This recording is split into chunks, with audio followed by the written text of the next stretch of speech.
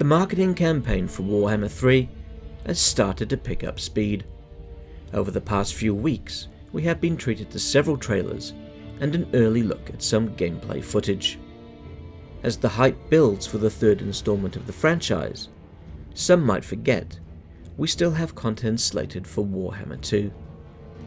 We know there is one last Lord pack in the works. The popular theory is that this final expansion for the second game will give the Beastmen the rework and attention they sorely need. But who will be joining them remains a mystery. With the 4 core races from Warhammer 2 all having 6 lords, and several races from Warhammer 1 yet to be added to the Vortex campaign, could we see a shift from the norm and have 2 Game 1 races in the DLC? In today's video, we will consider the case for the Dwarves, being the second race in the upcoming Lord Pack, looking at possible Lords, available units, and potential mechanics. While they had an update in the early days of Warhammer 2, receiving their Forge mechanic, they now find themselves struggling against the Greenskins Tide, whose Old World update, alongside the Warden and the Paunch, has made them a very powerful adversary. So, what characters remain from the 8th edition army book that Creative Assembly could draw from? First up, we have Thorek Ironbrow, the Master Rune Lord of Karak Azul. For countless centuries he has ruled over the Hold, thwarting incursions by Greenskins and Skaven alike. He is a good friend to the High King Thorgrim Grudgebearer, and stands ready to aid any dwarf Hold in need of assistance. For a long time the Rune Lord has been on a quest to locate the lost relics of the Dowie, certain their ancient powers could help in the struggle against their foes, and determined that the precious runecraft of his forefathers not be lost forever. Thorek is a most capable runesmith in his own right, and his great Anvil of Doom is never far from his reach. With the aid of his faithful assistant Craggy, Thorek is able to severely smite those who stand before the might of the Dwarfs. His campaign could be focused on gathering the lost artifacts, and learning long-lost runesmithing techniques from them. This could help explain his addition to the Vortex map, so far away from his home of Karak Azul. A second candidate is Grimm Burliksson, the son of the highly respected guildmaster and engineer Burlock Damionson. Grimm has followed in his father's footsteps, as is expected of any good dwarven son, and now works as a master engineer, inventing numerous gadgets and weapons. He is somewhat controversial, however, as some believe he lacks sound judgment, and he flaunts the ancient laws that engineers should follow. He ignores the advice of his elders, and prefers a method of trial and error when creating new inventions, which goes against the status quo of methodical planning and design that most engineers demonstrate. Among his most impressive works is his double-barreled shotgun, which is capable of killing a half-dozen gobbos with a single shot. Along with his telescopic sight, which greatly increases his accuracy, and his steam-powered gauntlet to enhance his strength, his inventions make him a formidable opponent on the battlefield. His knack for engineering makes him a master of calibrating ranged weapons, and he is known for his ability to increase the accuracy of rifles and siege weapons alike.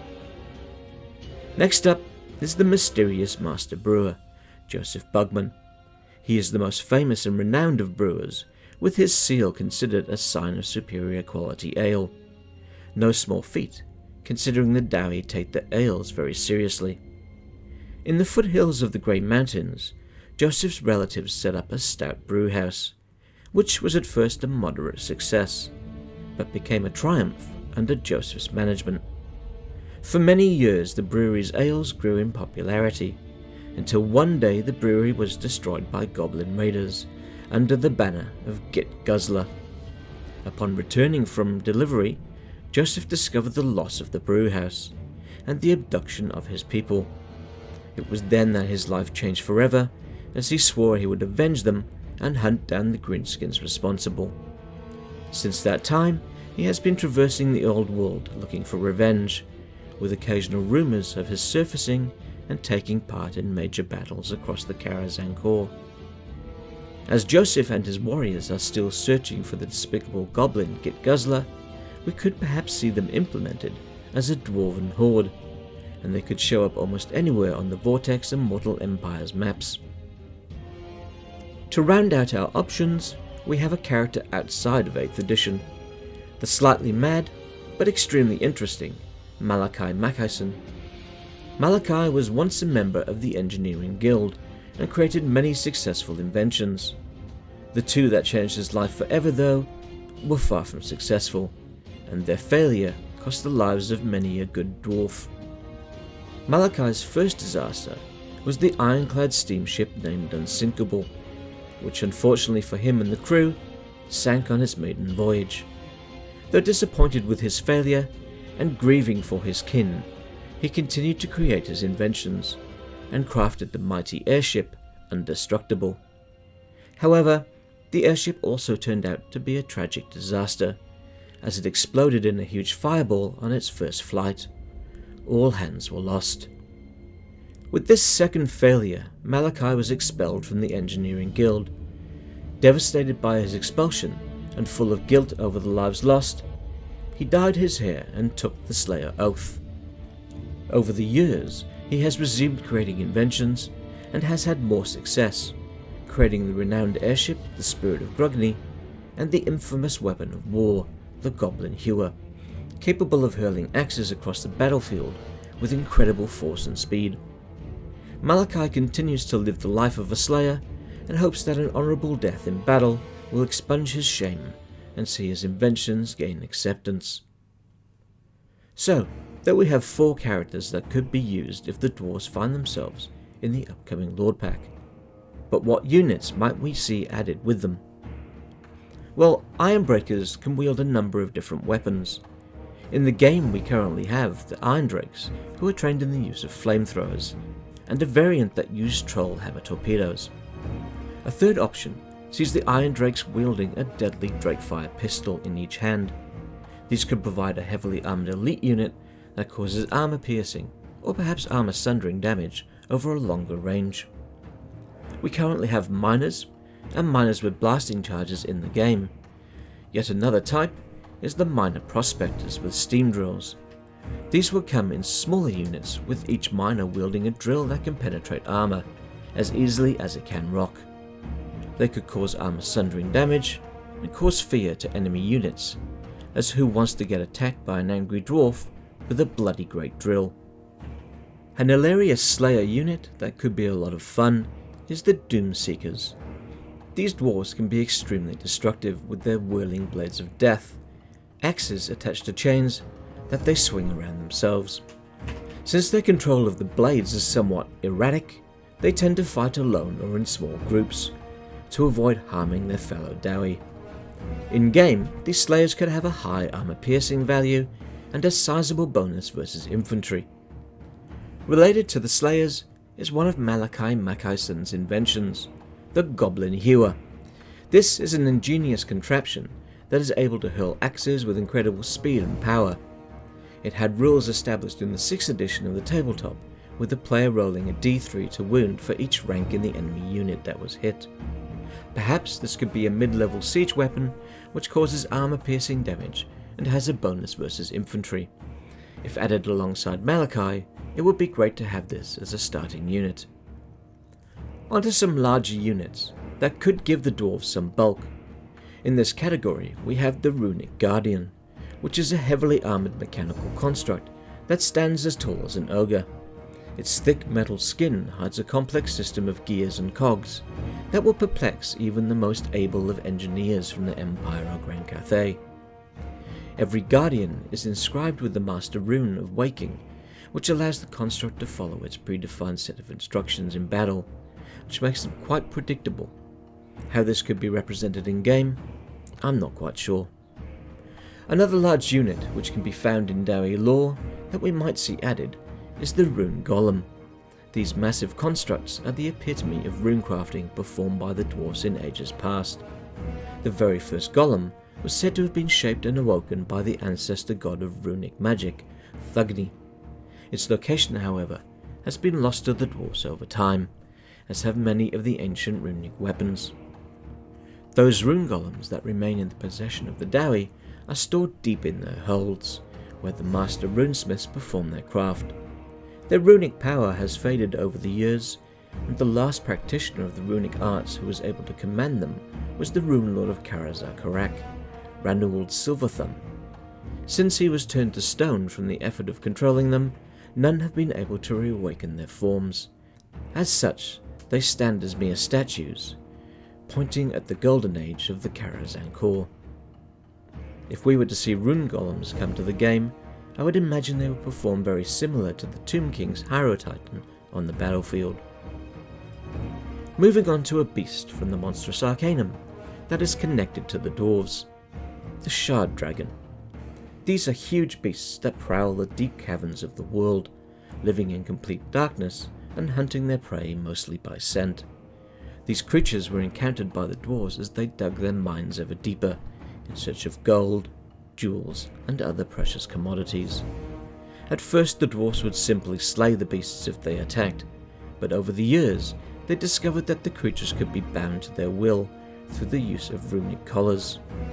If added to the dwarf roster, they could provide a much needed unit that could hold the line against the bigger threats that exist in the Warhammer world, threats that will only increase with the addition of Chaos Demons and Ogre Kingdoms in Game 3.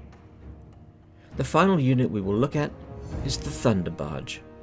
Currently, the dwarves have few options in the air, so an additional larger air unit would be very welcome. Armed with bombs, cannons, and high-powered crank guns, the Dwarven Flying Fortress can be devastating in combat. If brought to the game, I'd expect it to be a slow-moving unit with 2 fire modes. The first would be longer range cannons, which would have a bonus against larger targets, and high explosive damage, while the second would be for the crank guns, that are better suited against blocks of infantry. They could also come with the ability to drop bombs, much like gyrocopters, though I imagine they would do more damage, or there would be a lot more of them. Well, that wraps up the units, so let's move on to mechanics. For Thorek Ironbrow, the obvious choice is a mechanic based on runesmithing. While we have a forge screen in game for the dwarves, a system that goes deeper into crafting runes would be a fantastic addition. In my Hammer of Grogny mod, I have created a rune wood forging mechanic, where the player can combine runes to create rune woods for bonuses to their faction. I feel a similar system would suit Thorek perfectly, but instead of unlocking runes by increasing the number of settlements the player controls, runes could be found across the map and only used in rune woods after they have been claimed. This would fit in with Thorek's lore, where he is searching for lost runic artifacts. Much like my mod, the different combinations of runes can provide different effects, and unlock new battle abilities for Thorek's armies. What could we give Josef Bugman? Well, perhaps he could have a mechanic for brewing of ales, the assignment of those ales to units or characters, and the consumption of those ales in battle, implementing a system similar to the liquid fortification special rule from the tabletop. The brewing process could include several aspects. We would start with new resources that are sprinkled across the map, which need to be controlled in order to create the different brews. There would then be a new building chain that would enhance the potency of those resources, and thus increase the power of the brews created. The third aspect would be the new brewery screen, where the player would be able to combine ingredients in different amounts to create various ales. Each new ale can provide different benefits when used in battle. The ales created would then be stockpiled and made available for assignment to individual units, using a panel similar to the greenskin scrap mechanic, with a limit of 1 ale per unit. Once in battle, the assigned ale would show up as a single-use skill attached to the unit that would imbue them with the combat bonuses stated in the brewery for a short period. At this point, the liquid fortification special rule would be implemented. The first possible outcome of drinking the ale would be bad brew, where the effects of the brew are halved and the unit takes more damage from fire. This would have a small chance of occurring. The second outcome, and the most likely, is where the unit becomes belligerent, working themselves into a fit of cantankerousness, gaining a small increase to leadership on top of the brew's effects. The final outcome is leathered, where the unit would gain additional toughness as they become so inebriated that they become resistant to pain. This could be implemented with an increase to the unit's physical resistance on top of the brew's standard effects. Much like the bad brew outcome, it would be a very small chance of occurring. Our two remaining characters are both engineers, known for their unusual inventions, so I'd imagine that they will both use the same mechanic that allows them to tinker with existing technologies such as rifles, flamethrowers, siege weapons, and gyrocopters. Grimm Burliksson and Malakai Makaisson could have a similar mechanic to that of Claw, where they would have a workshop with several tabs, each providing upgrades to different categories of weapons. Instead of the standard singular upgrade path, however, we could see each modifiable unit have several distinct paths that lock off others when chosen. As an example, we could have options for cannons, where the player could choose two distinct paths. The first would be making the cannon highly mobile, with upgrades to armor, speed, and fire rate, while the second path could be more general, with upgrades to range, ammunition, and explosive force. This approach could add more replayability for the player. On top of the upgrades, we could have something that the player can build towards, which could be the airship, the Spirit of Grugni. As you unlock certain tiers, they could provide insights into the construction of the great airship, and once enough upgrades have been unlocked, the Spirit of Grugni could be made available for recruitment. It may be more interesting than just having it available as a Regiment of Renown, or from a building at level 5. With that, we come to the end of the video, though we have some possible additions for Dwarfs should they find themselves selected for a slot in the final Lord Pack. If the Dwarfs were added to the DLC, who would you like to see represent them? What units would you most look forward to? If you enjoyed this video, please leave a like or comment, as the engagement will help this video reach a wider audience through the YouTube algorithm. Since this video is dedicated to the Dowie, I'd like to take a moment to plug my latest mod for them, the Hammer of Grugni, which gives each legendary lord their own mechanics. Version 1.1.0 is currently available on the Steam Workshop. As always, I'd like to finish with a big thanks to my patrons. Your continued support of the channel is humbling. A special thanks to Hot Apple Pie, Cody Bonds, and my latest member, Alexander. I'm Grey Tiger. I'd like to thank you for watching, and I'll see you in the next video.